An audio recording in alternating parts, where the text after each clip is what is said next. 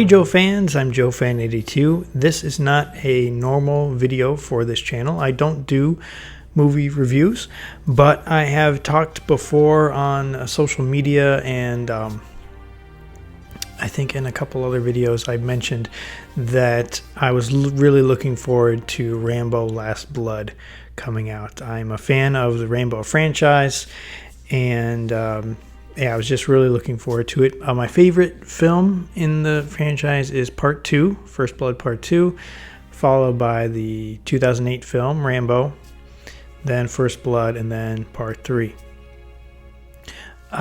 So for Last Blood, I was expecting something similar to what we got in 2008, except now he's back in the U.S., back in the United States, at home. We knew sort of the synopsis of the film was that he was going up against some sex traffickers and in Mexico, and something to do with his family or something we knew beforehand, which that's pretty much how it plays out in the film.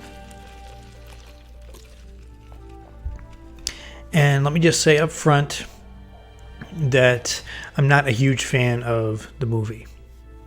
If you are a diehard Rambo fan, I'd recommend going to see it, because odds are it's going to be the last one that will be in the theaters.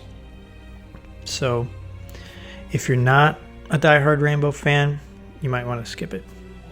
So that's my very short review before I go into some spoilers. So if you don't want spoilers, then stop watching now, because I'm going to keep going. So in the movie, Rambo is on the farm where we saw him end up at the end of the 2008 movie. He's walking onto the property, and so that's where he is now. And he I guess it's the farm that his family owned, and he has dug a huge network of underground tunnels underneath the property, which is completely normal, nothing wrong with that. And he's got a pretty nice stash of weaponry hidden under there. It's not really explained why he built those tunnels. I don't think it's ever said, what the reason was that they had them, other than maybe some kind of like a bunker situation for a nuclear bomb or something. I don't know. So he has a niece. She calls him Uncle John, and I'm not sure what the exact relationship is there. I don't know if that wasn't well explained at all. I don't know if he had a sibling and she was related to the sibling. That's all kind of murky. And there's another lady that's there that I guess is related to the girl, his niece. And I have a feeling like maybe it wasn't a blood family relationship, but rather sort of they were just like close friends, and he was the Uncle John. Maybe if somebody knows better, let me know in the comments.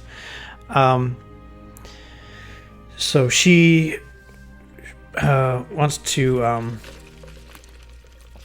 track down her father. She asked her friend who is in Mexico, and they, I guess, live near the border. And which is weird because, Rambo, he's got kind of a New York accent, New York style going on, and it doesn't seem like he would be from Texas, Anyway,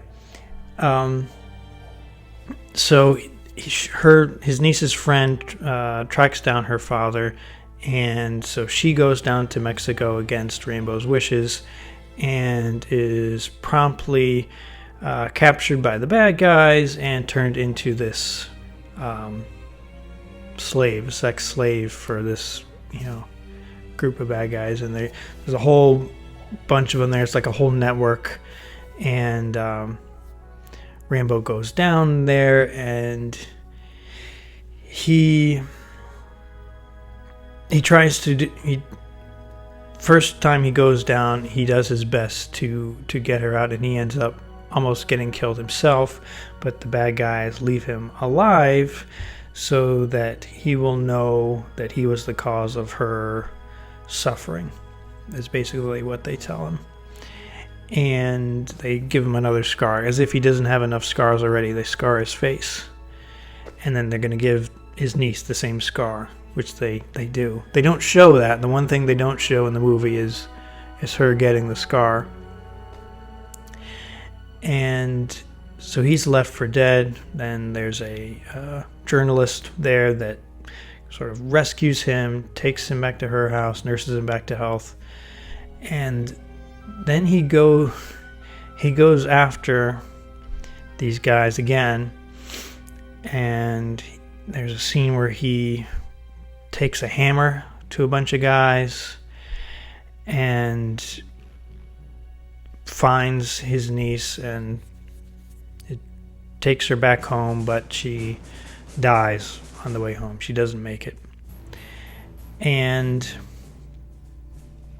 it's terrible. They bury her on the property, the family property, which I'm a little surprised at that they would bury her there, not at a graveyard. There are some other graves there. Looks like maybe his parents were buried there.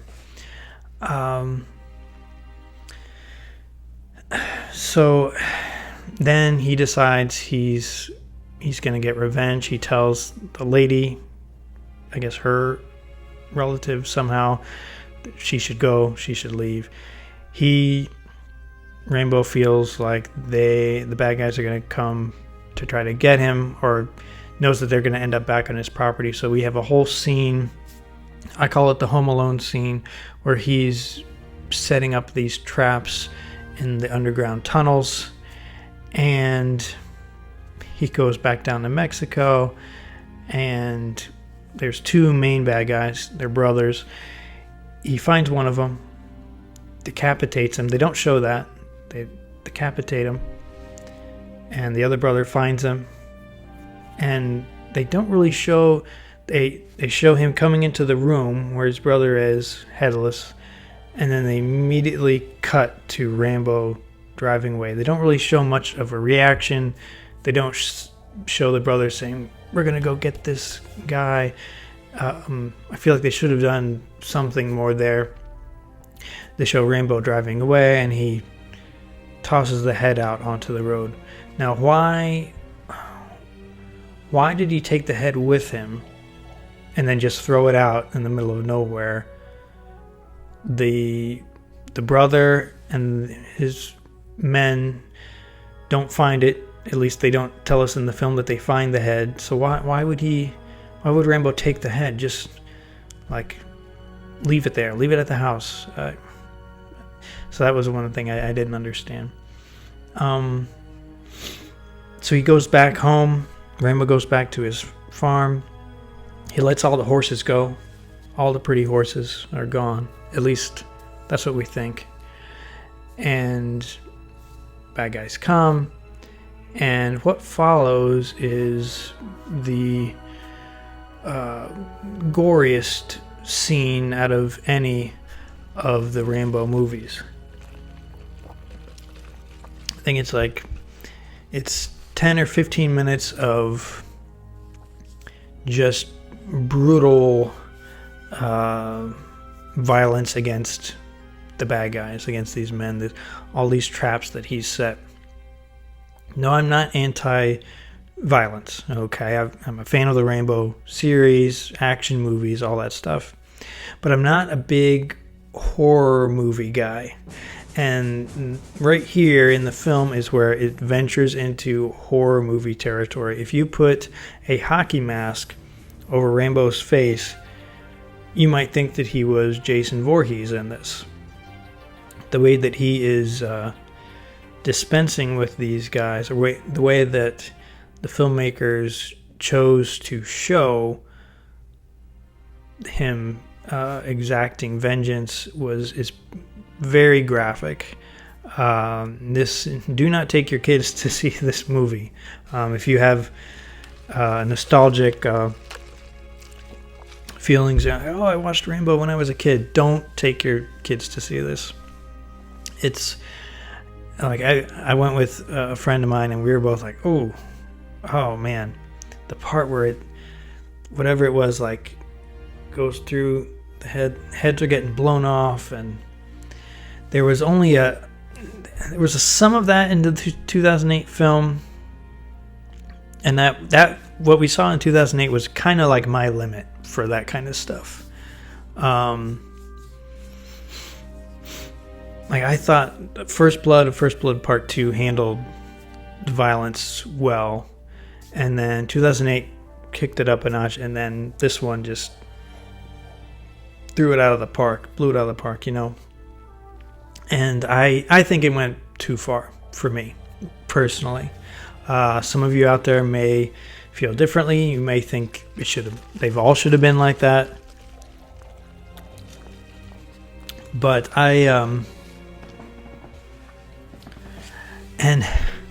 then at the end, he gets the bag. So he finally uses the bow and arrow, which I was waiting the whole movie for him to use the bow and arrow, because we saw in the previews, at the very end, he's got the bad guy in the barn, shoots the arrows, he pins him down.